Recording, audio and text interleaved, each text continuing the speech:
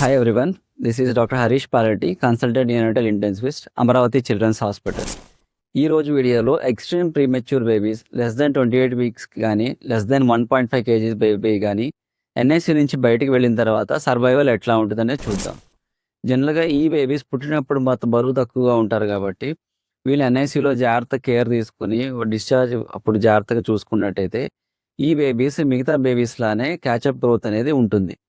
So వీళ్ళ feeding కానీ survival కానీ డెవలప్మెంటల్ మైల్ స్టోన్స్ అంటే 3 నెలలకి మెడలు నిలబెట్టము, 6 నెలలకి బోర్లా పడటము, సంవత్సరంన్నరకి నడక ప్రారంభించటము, మాటలు కానీ ఇవన్నీ నార్మల్గానే జరుగుతాయి. జనరల్గా ఈ బేబీస్ ఎదుగుదల లోపాలు ఉంటుందని ఒక చిన్న అపోహ ఉంటుంది.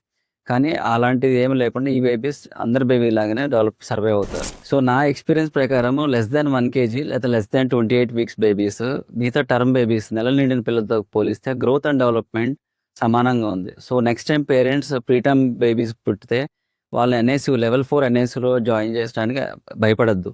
సో వీళ్ళ డెవలప్మెంట్ అనేది మిగతా పిల్లలలానే బాగుంటారు వీళ్ళు.